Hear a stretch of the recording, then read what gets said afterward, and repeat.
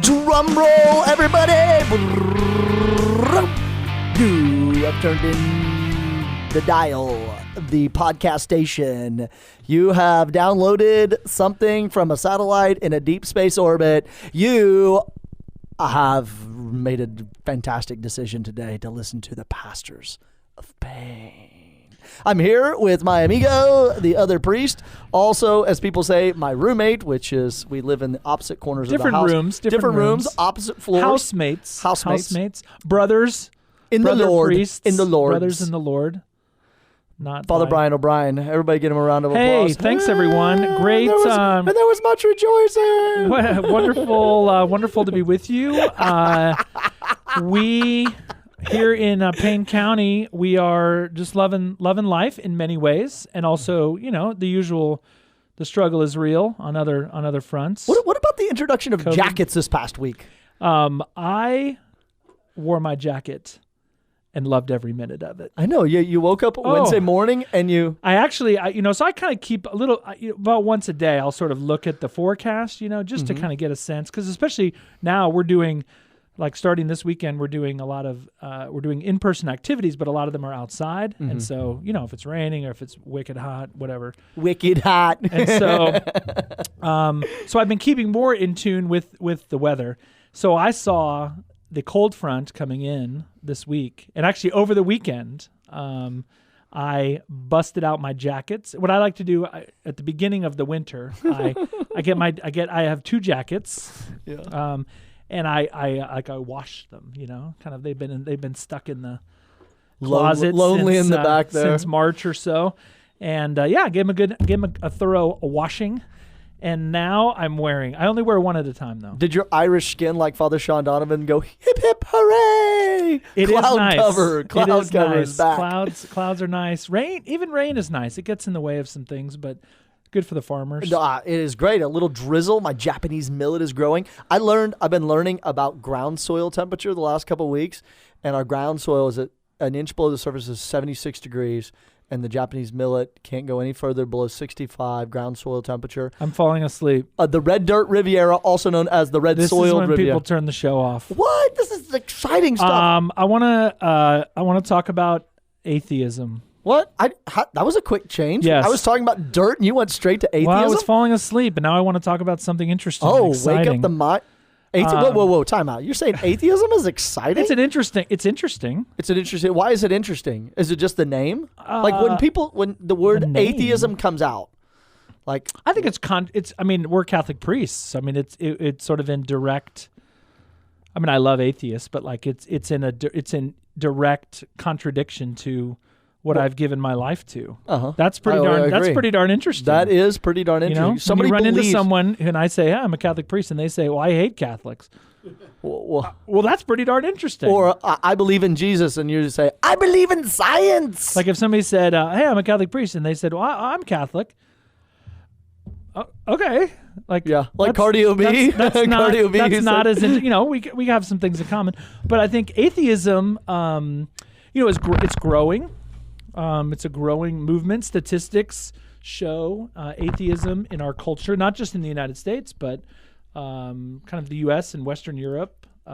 Atheism is on the rise. I think you're seeing in the culture today atheists being more vocal in their bold in their belief, in their politics, and their and I get all that. So this is not a we hate atheists show. This is a we love atheists show.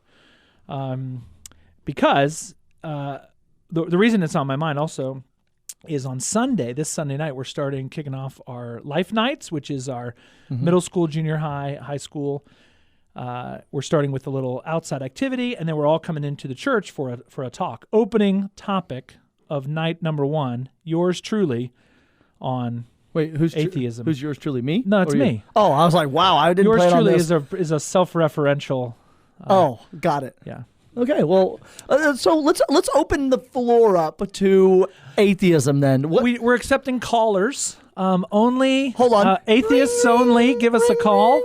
I love those shows, like Catholic Answers, when they'll have shows where they'll be like, we want Protestants only, please call, or Muslims only. But as an attempt to kind of engage. Anyway, we're not taking calls. This is not a live. Well, tell us what atheism is, because it's I think it's a word, a phrase that may be tossed around that then it assumes this definition that is kind of preconceived but may not be accurate. Yeah, so I'll tell you kind of where I'm going to go in my talk, the way I'm going to spoiler alert describe it. Should anybody listen to this before Sunday night, which many people do. I know many people anxiously await.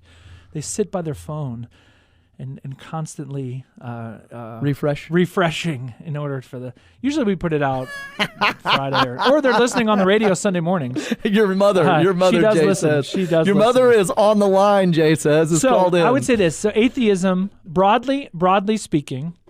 Atheism is the rejection of the belief in the existence of a deity or deities. Atheism, against God. Yes. So one who is a theist. You hear that a lot in like reference to sort of the founding fathers of the United States, Jefferson, Washington. They were not a particular religion, a Christian denomination. They were theists. They believed in God.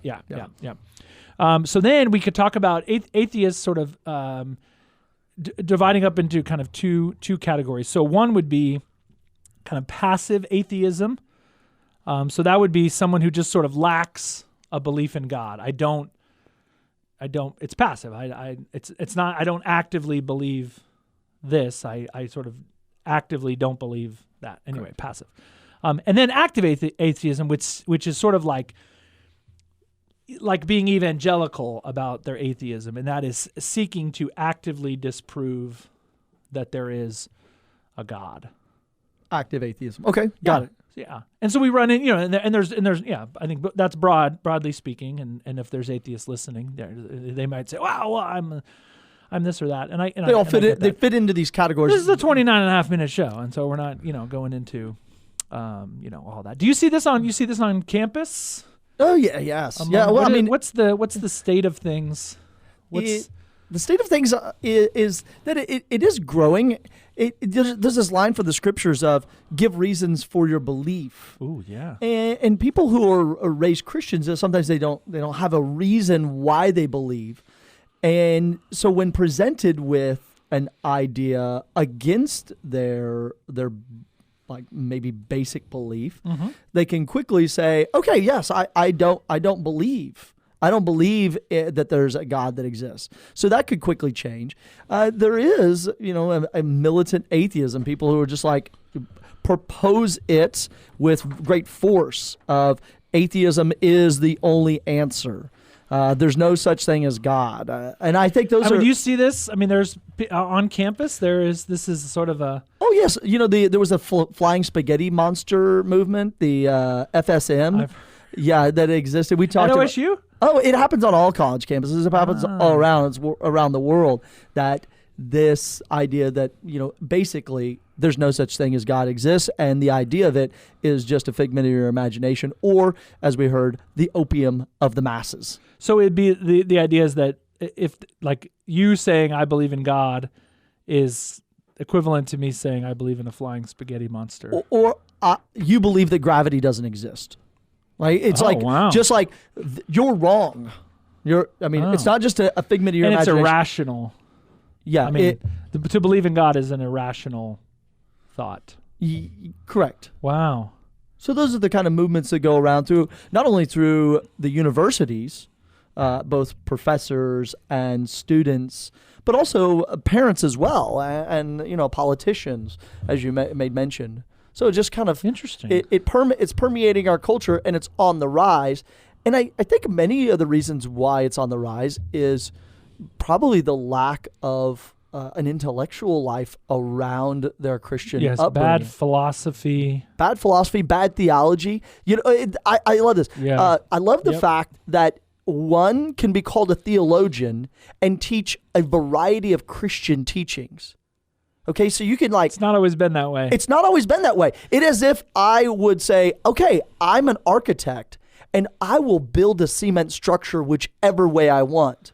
I'll follow my own rules that I manufacture. And what happens when you build something that is then made by my own set of standards and not a sort of formed standard of ways of building, well, parking garages and bridges and buildings collapse. And so what has happened in the Christian theology world is because of the division in theology and the not the centralness of the creed, then we have this broad spectrum of belief that then the atheist argument quickly penetrates and destroys and disassembles. Because with the rejection of faith and reason, which as Pope John Paul II are the two wings that lift one to heaven, because we've separated faith and reason apart from each other, then that's what the kind of the atheist culture does. It separates that, and it separates us from science, because Catholics are the foundation of science in the Western world. Both the monasteries and the idea of the Big Bang Theory, not the TV show, but the... Long before the TV show. Yeah, and I think even Darwin's theory of evolution, where you have most people interpret it as the strong will survive, and that's not true. His is that if you do not adapt, you will not survive. That's why wear masks right now. That's like we adapt to things over time. My boy's wicked smart. We adapt to things over time. So we have this, as Christians, we've lost this beauty of science, the understanding. And so we can't talk to our friends. So let's talk about that. So I think a lot of people, some people who are atheists would say, I am an atheist, whether, as we said, sort of passive or trying to convert others to atheism. I think a lot of people would say it's because of science. Right. Because I need proof, and there is no proof of God's existence. We would say different, that there is proof of God's existence. I would encourage people to look up, especially St. Thomas Aquinas' 5 proofs of God's. But what's the science This is the science. Like Mendel, the father of modern genetics, was a religious Augustinian brother. Father Lamott came up with the idea of the Big Bang Theory. Fahrenheit, Copernicus, all were Catholics. Even a young heliocentric universe scientist, theologian, taught at the University of Paris. And his teachings influenced Thomas Aquinas. Albert the Great. Boom. Patron saint of scientists. And even those people who are accused of, like we say these people lived as Catholics all their life, even though they may have been corrected by the church. They faithfully were buried as Catholics. I would encourage people to go back and listen to when Father Carey was gone this summer, and I had Dr. Matt Cabine, who's a microbiology professor at OSU and a good Catholic dude. Go back and listen to that show. We kind of went into a lot of this, but I think so. That's a you hear that a lot in atheist arguments is a kind of a scientism. Right. Science equals truth. Right. And there can be nothing outside of that. And we have to use our minds for what they're made for, designed to research and study and look into the depths of the stars and the galaxies. That's what our minds are made for. And what is going on in our culture right now is the numbing and the darkening of the mind. With social media just being bombarded, coming upon us. Netflix, boom. What is Netflix? Netflix has made billions of dollars during COVID. Just purchasing stuff on Amazon, just the buying and material possessions numbs the human mind. And then what does it do? It forces us to not think. So when we're approached by somebody who who has a different idea than us, we can't think with them. We can't talk with them. Yeah. We can't even, we're unable to even do any prior research and to investigate the beauty of what we have in creation. I read several years ago the book by Neil Postman called "Amusing Ourselves to Death." Oh, yes. The subtitle's like public discourse in the age of show business. There's to your point. There's the kind of this numbing. So now in the church, I would offer as a great resource. I'm going to give you a couple. One is a document by St. John Paul II called "Fides et Ratio." What? I just quoted that. I don't. I'm gonna read the whole paragraph and give you. I want to back you up. Ooh. I'm backing you up, brother. Beep, beep. Okay. Fides et Ratio. FIDES space ET space RATIO. Fides et Ratio from 1998. So this is the opening paragraph of Fides et Ratio. Faith and reason, which is what Fides et Ratio means. Faith and reason are like two wings. of which the human spirit rises to the contemplation of truth. Ooh. And God has placed in the human heart a desire to know the truth. In a word, to know himself, so that by knowing and loving God, men and women may also come to the fullness of truth about themselves. So it's not just about growing in this truth, it's about also myself. So the idea that to be a person of faith is to sort of empty your brain. As Catholics, we would say, no way. Faith and reason. Fides et ratio. So there are some things that can't be proven. There are some things that are outside of the realm of science, but that we still hold. And that's why we need both. Remember that there was an episode of the Bill Maher show, and I don't watch it, but I saw something about it, and he was asking this Christian leader, and he says, "So you abandon reason when an interaction with your faith?" And the guy was like, "Yes." It was Ralph Reed. And I about that dude ticks me off so ripped bad. the remaining hair out of my head. He was he kind of peaked in the 90s as like a Christian political leader, kind of the moral majority Republican. And it was like, but I think that's the kind of, that can be a result. I'm not saying this about all Bible-based or evangelical Christians, but that can be a result, is you take reason and you put it on a shelf. That's right. Which we do not want to do. Which we do not want to do. Okay, next. What else on the list? Back to atheism. I think one of the main causes of atheism is science. We covered that a little bit. Is the bad witness of Christians. Come again, really? And so somebody would say, "Well, I went to church, or I was a believer, and then this person who I thought was, a believer." So we see that in the church, of the bad witness of, in our own day and age, bishops and priests, the scandal that comes about. Exactly. I can say in my own life. I mean, you and I, we've made mistakes. You say something, you're kind of maybe uncharitable towards a person, or you think, okay, that was, you kind of exactly did something the right way, and it turns out somebody kind of gets offended by it. I mean, so it's true of all of us. So I'm sort of putting myself in with all that. Father Carey's perfect, but I'm not. So somebody says that because of the bad witness of the church or a church-going person, therefore, correct, I'm out. Yeah. Therefore, God must not be so and so did blank. Right. Yeah, it's a bad witness. There's like a musician who's got this really awful song and a trending TikTok that's going out, and she claimed that she's Catholic. Oh. And it's like, no, because what you're coming out of your mouth in your song and what's going on TikTok do not correlate to what's going on in your interior life. If you say, I'm a Christian, then you got to be this powerhouse of divine love. You got to be this resonating, virtuous, holy person who sings poems like, late have I loved you, O beauty ever ancient, ever new. Late have I loved you, you were in me when I was outside of you. That's what's got to come out of our mouth. There's a little St. Augustine there for you. Sorry, book good. 10 just came out. Good stuff. So examples. So I think that's where those of us who are believers, all the more reason that we need to be good witnesses. Yeah. To let our light, Jesus says, let your light shine before others, that they may see the good that you do. And give glory to God, right? Yeah. Not to us, but give glory to God. So yeah, I think that's a big reason. So then, what about the problem of evil? Right. This is another topic for another day. Right.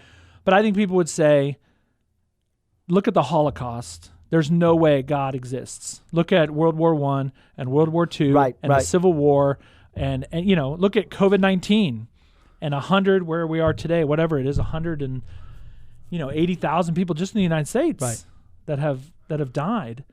Where is God? So God therefore must not exist because evil God is all good. A tornado came through my town and destroyed things and killed people.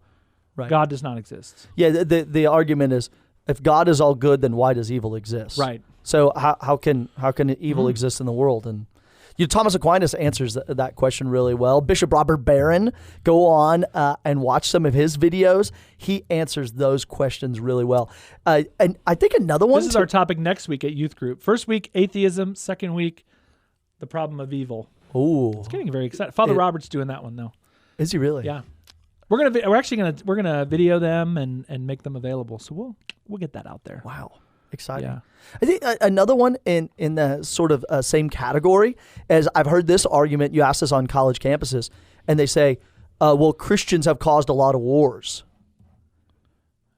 Yeah. Have we? And so I just asked the question of people. I say, you remember that guy on the Colbert Report? It was like 8 years ago where Stephen Colbert was interviewing that guy, and he goes, yeah, I really believe the 10 Commandments should be out in front of every government building. And Colbert says, why don't you go ahead and name them? And he holds up his hands, and the guy's like, thou shalt not kill. And he's like, he gets 3 of them, thou shalt not steal. Ouch. And the guy couldn't name the other 7 commandments. And at this, when I ask people, when they say to me, well, Christianity has caused a bunch of wars, and I say, name them. Like, name me a war that Christians have caused. Let's see. The French Revolution. No. No. Not Christians. No. The Vietnam War. No. World War I, World War II. No. Let's see. The Bolshevik uprising. Oh, wait. Those were all communist, atheists, and socialists. Huh? How about Mao in China? How about the guy in Spain? How about the wars in South and Central America? All? Wow. I mean, there's like 50 million people dead right there, and that no Christian wars. So wow, we like opening the mind stuff. and start you gotta know, thinking about you gotta this. know your stuff. Yeah, it's like ask questions. That's what when we talk to people of other beliefs, we have to ask them questions. Right. We have to ask them a question when they say, "You're a Christian. Why are you a Christian?" And you say, then propose a question to them. What makes you think I'm a Christian? Why would you ask me that question? Oh, just interesting. Yeah. To get them to talk, so we can build this dialogue of friendship with our brothers and sisters, because that's why they're seen. Remember, Jesus said in the gospel a couple of weeks ago, treat them as you would treat them a tax collector or sinner. And how do we treat tax collectors and sinners? Well, Jesus went and got Matthew the tax collector and called him to be a disciple. How does he treat sinners? He sat with Mary Magdalene and he wrote on the ground and he says, does anybody accuse you? And the answer is no, sir. No one accuses me. And he says, go and sin no more. That's the way Jesus treats tax collectors and sinners. Very interesting.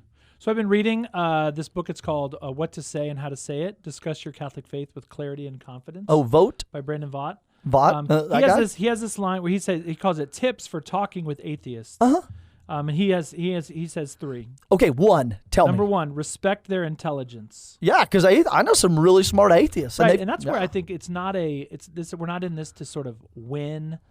We're not in this to win souls, yes, but not in it when we get into arguments, especially true on the internet, right?